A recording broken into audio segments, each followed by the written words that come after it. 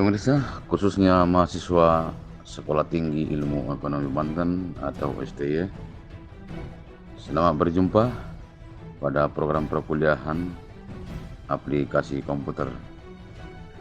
Sebelum kita lanjutkan, perkenalkan nama saya Nahot Simanulang, NPM 19010127, kelas M2 R4A STY Banten. Pada pertemuan kali ini kita akan membahas bagaimana tentang presentase dengan topik aktivitas di rumah selama pandemi COVID-19.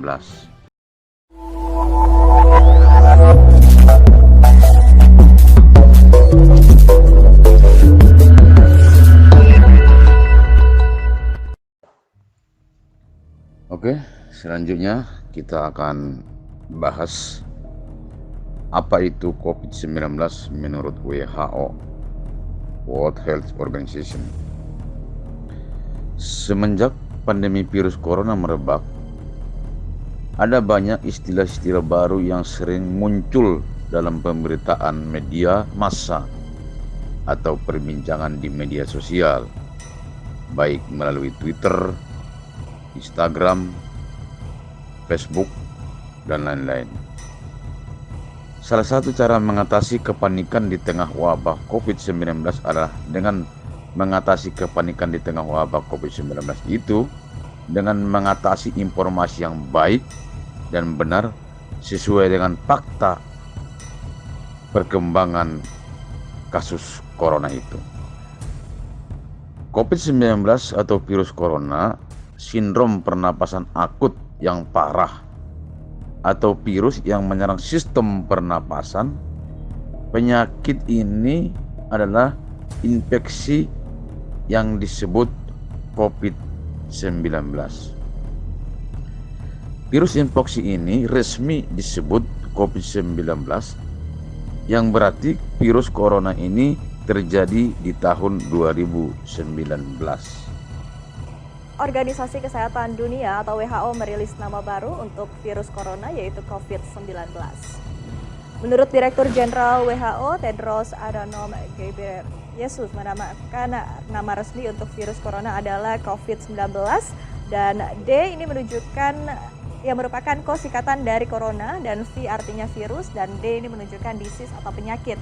19 merujuk pada tahun penemuannya yaitu pada tahun 2019. Sebelumnya WHO menggunakan nama novel coronavirus 2019 atau nCoV 2019. First of all, we now have a name for the disease, and it is COVID-19, and I will spell it COVID-19. CO stands for corona, as you know. VI stands for virus, D for disease, so COVID. Having a name matters to prevent the use of other names that can.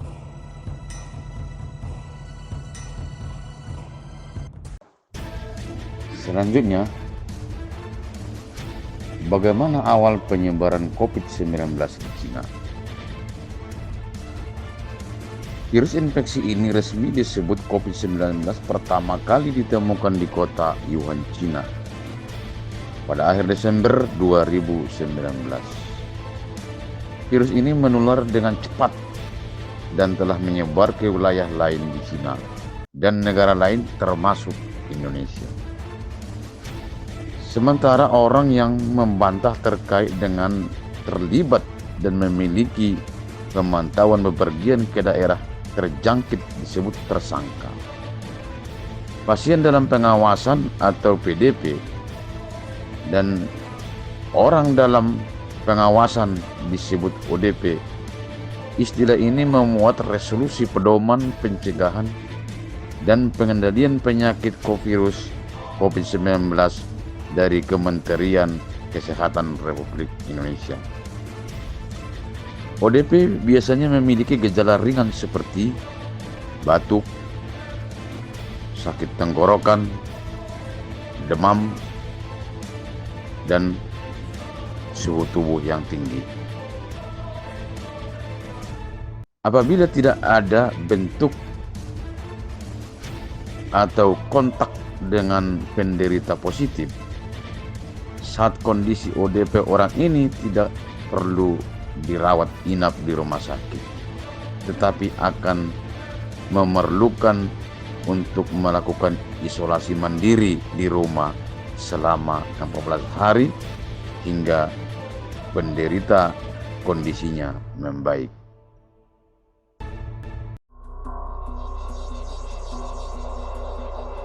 Sejumlah pasien dengan penyakit tak dikenal berdatangan ke Rumah Sakit Pusat Wuhan awal Desember 2019. Dr. Li Wenliang, dokter di rumah sakit, kemudian menyebarkan berita lewat sosial media bahwa para pasien menunjukkan gejala radang paru-paru akibat virus.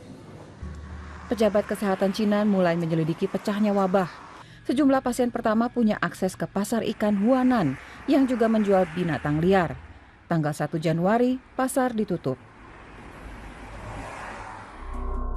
Mengawali tahun 2020, pejabat kesehatan Cina mengumumkan penyebabnya, sebuah virus corona jenis baru. Seorang pasien berusia 61 tahun jadi korban meninggal pertama. Jumlah yang terinfeksi meningkat drastis. Tak lama kemudian, Thailand mengkonfirmasi pasien corona pertama di luar Cina. Jepang melaporkan kasus perdana berikutnya. Tidak ada di antara pasien ini yang pernah datang ke pasar di Wuhan. Kemungkinan besar penularannya dari orang ke orang. Di Cina, virus meluas ke berbagai kota. Warga mulai memakai masker. 200 kasus diakui resmi, tapi diduga jumlahnya jauh lebih banyak. Tenaga medis di Wuhan yang kontak langsung dengan pasien mulai terinfeksi dan sakit. Taiwan dan Amerika Serikat melaporkan kasus corona, disusul negara-negara lain termasuk Jerman. Pemerintah Cina memutuskan langkah drastis. Semua transportasi di Wuhan dihentikan, termasuk transportasi umum. Ilmuwan menemukan virus corona punya masa inkubasi. Orang yang tertular tapi belum menunjukkan gejala jadi berbahaya. Dalam waktu bersamaan, liburan Imlek dimulai. Jutaan orang bergerak mudik massal. Di saat itu dikonfirmasi 2.000 kasus di seluruh dunia. 50 orang meninggal.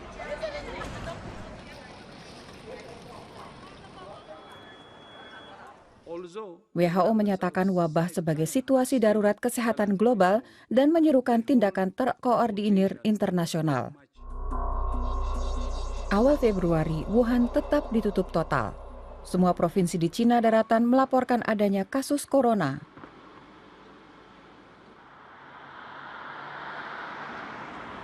Li Wenliang, dokter dan whistleblower virus corona, juga meninggal. Satu dari banyak korban lain.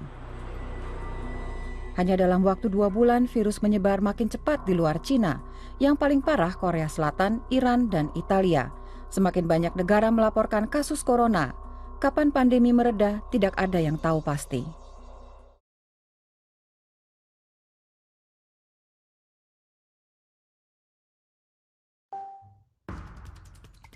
Selanjutnya, kita akan membahas awal mula penyebaran COVID-19 di Indonesia. Di Indonesia, kasus ini pertama kali ditemukan pada 2 warga Depok, Jawa Barat awal Maret lalu. Data Sabtu tanggal 28 Maret 2020. Penularan virus corona atau COVID-19 menular lewat lendir manusia positif yang meloncat ke manusia negatif. Lendir itu terciprat saat manusia positif bersin, batuk, atau berbicara terlalu dekat kepada orang lain yang negatif. Tetapi kita tidak perlu terlalu panik yang berlebihan. Mari kita simak pesan dari Bapak Presiden kita, Insinyur Joko Widodo. Berikut ini saya akan menyampaikan slide video. Tidak perlu takut secara berlebihan dengan yang namanya virus corona. Karena virus corona dari data yang saya terima, 94% lebih penderitanya dapat disembuhkan. Himbauan itu akan benar-benar efektif andai pemerintah sejak awal terbuka mendeteksi penyebaran virus corona di Indonesia. China, Jepang, Singapura, Selandia Baru, dan Australia adalah negara-negara yang melaporkan temuan penyebaran wabah virus corona berkaitan dengan Indonesia sebelum pemerintah merilis kasus positif pertama. Wajar jika kemudian banyak negara mempertanyakan Indonesia. Bahwa seharusnya kasus corona itu sudah ditemukan di Indonesia. Bagaimana mereka masuk dan tak terdeteksi di Indonesia? Jin terbang dari Wuhan dengan Lion Air JT2618 menuju Bali sebelum kota itu ditutup karena kepanikan meluasnya wabah virus corona. Ia berada di Bali selama sepekan dan pulang ke Cina melalui Bandara Pudong, Shanghai dengan menggunakan pesawat Garuda GA858 pada 28 Januari. Sehari kemudian, dia melanjutkan perjalanan dengan kereta dari stasiun selatan Nanjing menuju stasiun Huainan, Provinsi Anhui. Tiba di rumah, Jin dilarikan ke rumah sakit karena sesak napas dan demam. Ia dinyatakan positif terjangkit corona. Kabar ini menjadi temuan pertama berkaitan dengan Indonesia dan jejak perjalanannya tak bisa ditelusuri. 22 Februari, seorang pria Jepang dinyatakan positif setelah ia pulang dari Indonesia. Ia terbang dari Tokyo menuju Bali dan berada di tempat wisata itu sejak 15 Februari. Pada 19 Februari, ia kembali ke Jepang. Sehari kemudian, ia dilarikan ke rumah sakit karena sesak napas dan dinyatakan positif terinfeksi virus corona.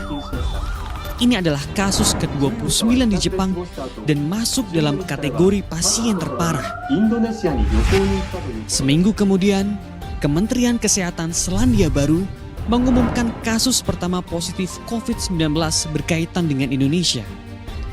Pasien itu terbang dari Iran dengan pesawat Emirates EK450. Ia transit di Bali selama 2 jam dan kemudian menuju Selandia Baru. 3 hari kemudian, ia memiliki gejala dan dinyatakan positif terinfeksi virus corona. What is a super spreader? Dalam epidemiologi, ada istilah super spreader, yaitu seorang yang terinfeksi mampu menularkan virus kepada banyak orang. Where one person infected 85 others. Singapura adalah negara yang melaporkan paling banyak penyebaran corona berkaitan dengan Indonesia. Kasus-kasus itu berhubungan dengan klaster besar penyebaran virus corona di Singapura. Ada 9 kasus penyebaran virus yang berkaitan dengan Indonesia dirilis sejak akhir Februari. Kasus pertama terjadi di Batam. 4 orang warga negara Singapura dinyatakan positif corona dan memiliki jejak di Indonesia. Keluarga ini berada di Batam sejak 21 hingga 23 Februari. Pulang dari Batam, ia dinyatakan positif corona dan saling menulari satu sama lain. Selain Batam, Singapura juga merilis penyebaran corona berkaitan dengan Jakarta. Pasien ini pernah ke Jakarta pada 11 hingga 14 Februari. Sejak kembali ke negaranya, ia mengalami gejala dan dinyatakan positif corona. Pasien ini juga menulari 2 orang lainnya dan masuk dalam klaster terbesar penyebaran virus corona di Singapura. Temuan menarik dalam kasus penyebaran virus corona di Singapura ialah impor virus oleh warga negara Indonesia. Ini terjadi pada 4 kasus yang baru-baru ini dirilis website Kementerian Kesehatan Singapura. Keempatnya dinyatakan positif terinfeksi virus corona saat diperiksa di Singapura. Pertama terjadi pada pasien dalam kasus 147. Ia datang ke Singapura melalui Bandara Seletar dan langsung dinyatakan positif terinfeksi corona. Sementara pasien 152, ia pernah berobat di sebuah rumah sakit di Jakarta dengan hasil negatif dan dinyatakan positif terinfeksi virus corona ketika memeriksakan diri di General Hospital Singapura.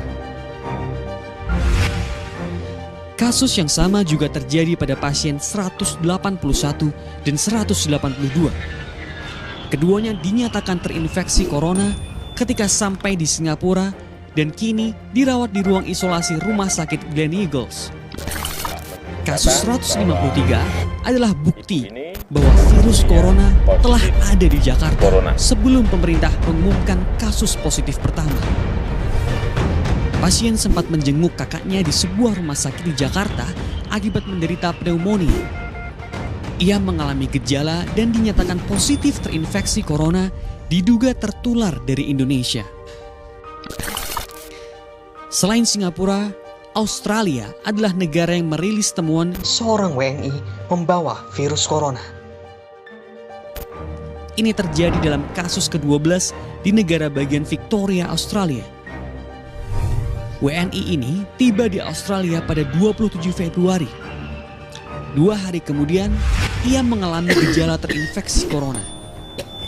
Dalam keadaan sakit, ia terbang dari Perth ke Melbourne pada 2 Maret dengan menggunakan maskapai Virgin Airlines.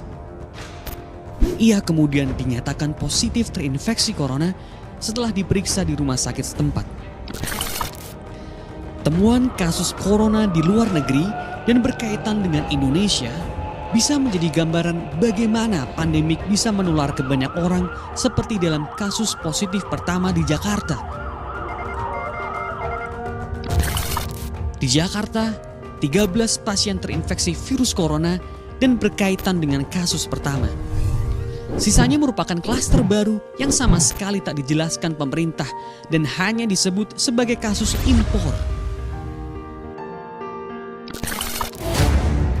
Pemerintah mengklaim telah menelusuri tempat-tempat warga negara asing itu singgah di Indonesia.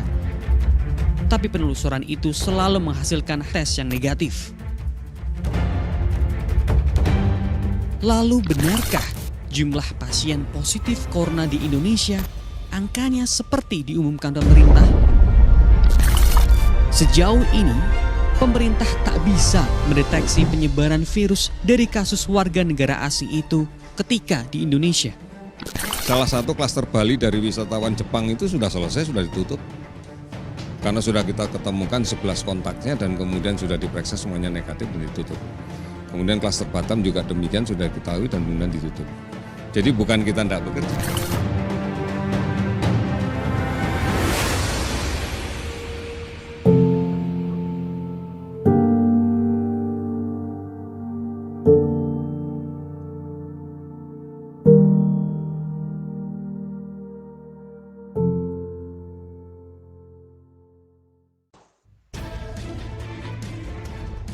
Berikut ini data sebaran COVID-19 di Indonesia sampai tanggal 7 Mei.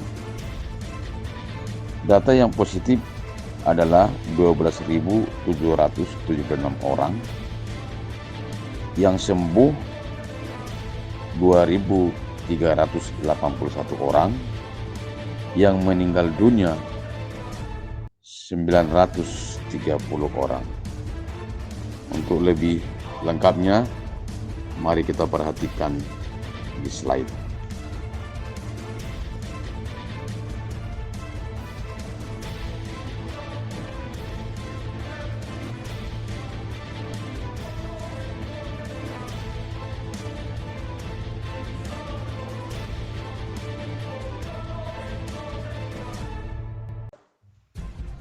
Oke.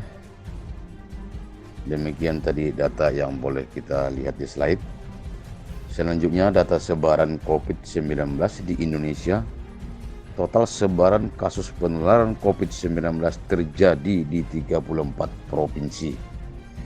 Berdasarkan data yang dipaparkan Yuli, DKI Jakarta masih menjadi daerah dengan jumlah penularan tertinggi, 4.687 kasus pasien positif COVID-19. Berikut ini, mari kita simak bersama videonya. Berdasarkan data gugus tugas percepatan penanganan COVID-19 hingga 7 Mei pukul 12 siang, 12.776 orang dinyatakan positif COVID-19 atau bertambah 338 orang dibanding dengan hari kemarin.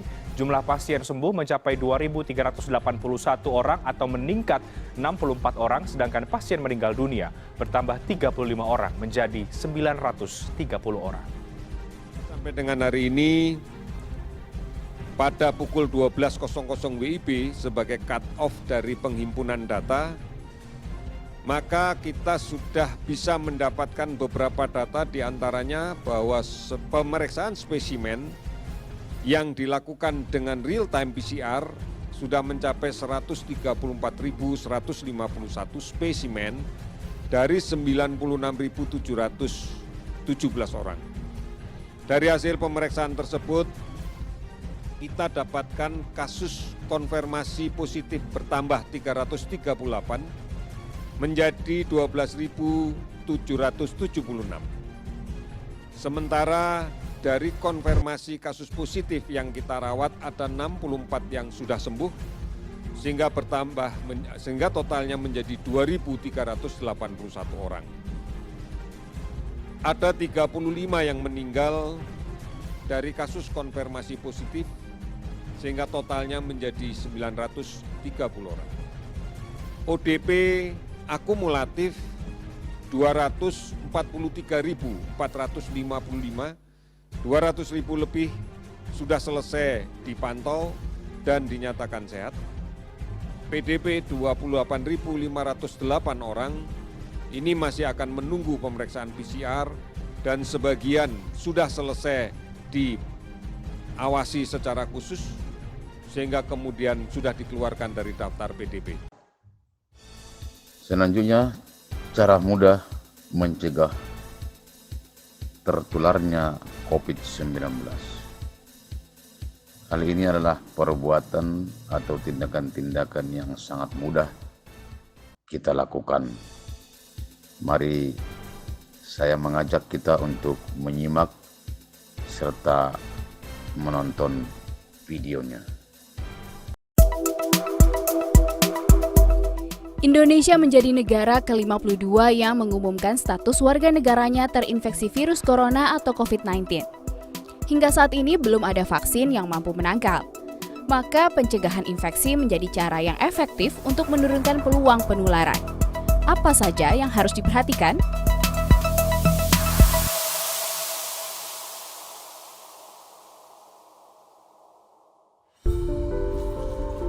Kenapa harus mencuci tangan secara teratur?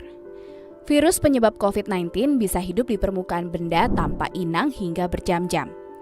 Mencuci tangan hingga bersih menggunakan sabun atau cairan pembersih dapat membuat virus mati dan mencegah penyebaran. Situasi dalam kerumunan dapat meningkatkan peluang tertular COVID-19.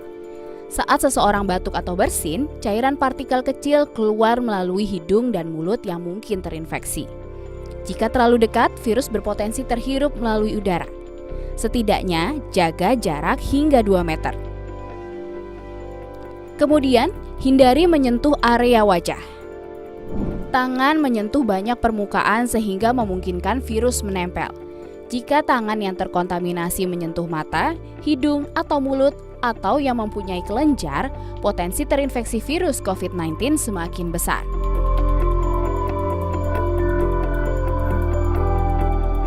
Pastikan Anda dan di sekitar bisa bernafas dengan baik dan sehat tanpa gangguan, termasuk menutup hidung dan mulut saat bersin atau batuk dengan menggunakan tisu atau masker, atau bisa menggunakan bagian dalam siku. Jika merasa tidak sehat, gunakan masker agar tidak menulari orang lain di sekitar Anda. Jangan lupa ganti masker secara berkala.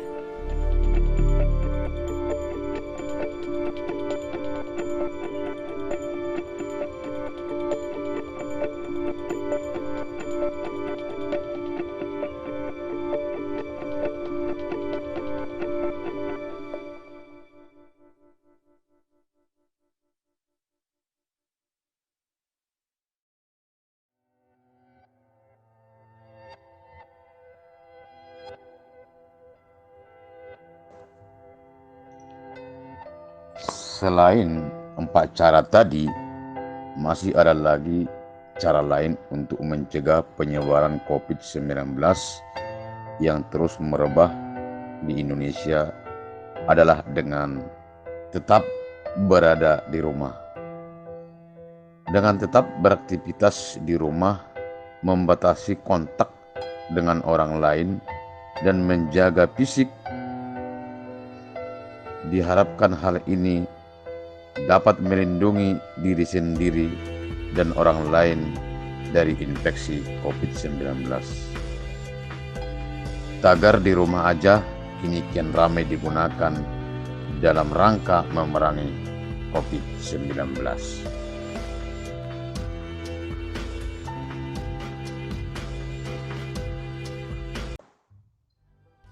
Ada banyak hal yang dapat kita lakukan saat berada di rumah di tengah pandemi COVID-19. Ada banyak aktivitas positif yang boleh kita lakukan, seperti luangkan lebih banyak waktu mengenal anak-anak, belajar tentang hal-hal yang baru, membuat jadwal hangout online, dan mendekor rumah atau bersih-bersih rumah dan yang lainnya.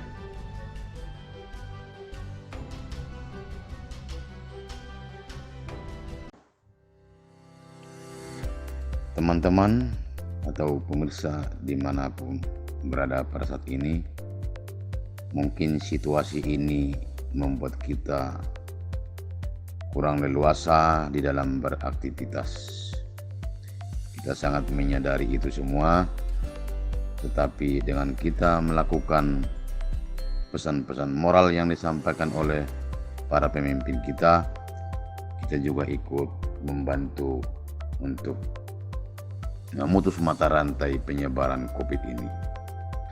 Seperti yang boleh saya ceritakan sedikit tentang kegiatan aktivitas saya sehari-hari selama pandemi COVID-19 ini. Berjemur di bawah terik matahari ini juga sangat berpengaruh besar untuk menjaga kita dari infeksi virus COVID-19 ini.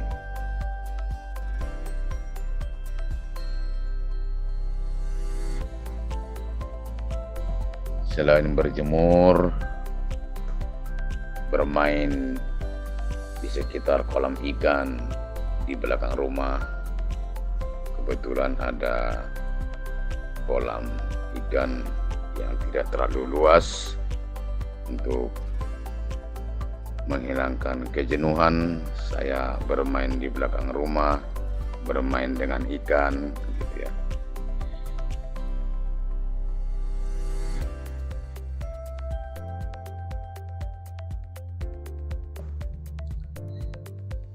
Ada kalanya untuk mengurangi kejenuhan dan berkegiatan, membersihkan pekarangan dan kebun yang di belakang rumah, bersih-bersih, ya, dan banyak hal lain yang boleh kita lakukan untuk menghindari kontak fisik dengan banyak orang atau menghindari kerumunan dari banyak orang.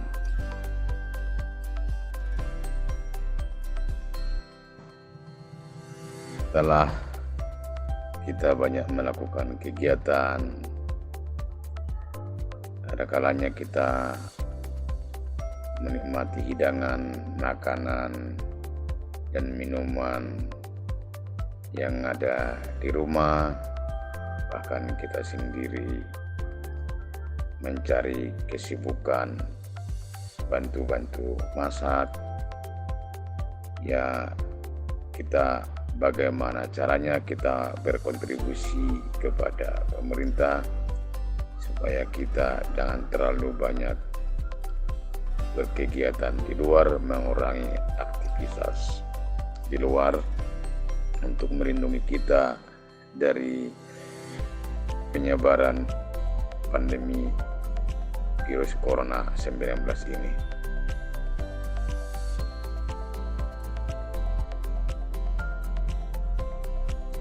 Kadang-kadang saya memberikan makanan ikan, berkebun di belakang. Ya, kita cari hal-hal yang positif yang mengurangi kita dari kegiatan-kegiatan atau kontak fisik dengan banyak orang.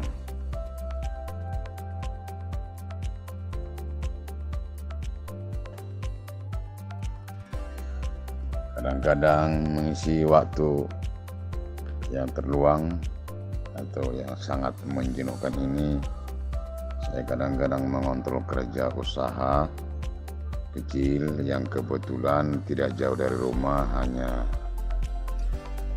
20 meter. Saya kadang-kadang mengontrol, melihat kegiatan-kegiatan mereka dan mengawasi bagaimana tidak terlalu banyak orang yang bertemu atau masuk di dalam usaha tersebut, dan saya buat aturan untuk membatasi orang masuk ke dalam usaha tersebut.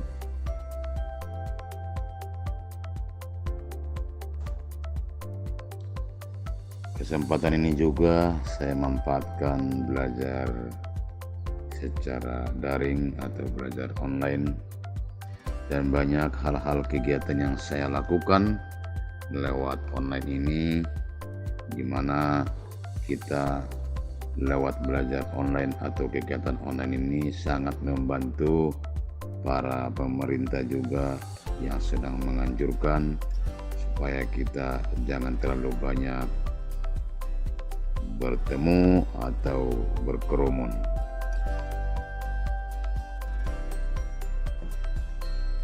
Dan masih banyak aktivitas lain yang bisa kita lakukan selama tagar di rumah aja demi memutus mata rantai penularan COVID-19.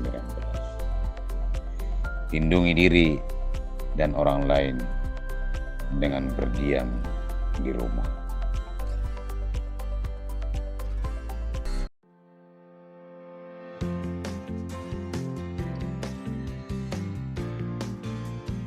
Saudara pemirsa, khususnya mahasiswa manajemen STY Banten, bagaimana dengan Anda? Sebagai pesan moral dari saya, dengan kita menjaga diri kita dari COVID-19, berarti kita juga menyelamatkan banyak orang. Untuk itu, mari kita stay home, di rumah aja. Demikian presentasi yang boleh saya sampaikan. Terima kasih atas perhatiannya. Semoga presentasi dan tutorial yang sedikit ini dapat bermanfaat bagi kita semua, khususnya mahasiswa STY Banten kelas M2 R4A, dan semoga virus corona ini dapat segera berakhir dan kita dapat beraktivitas seperti sedia kala. Akhir kata dari saya, mari kita stay home, di rumah aja. Terima kasih.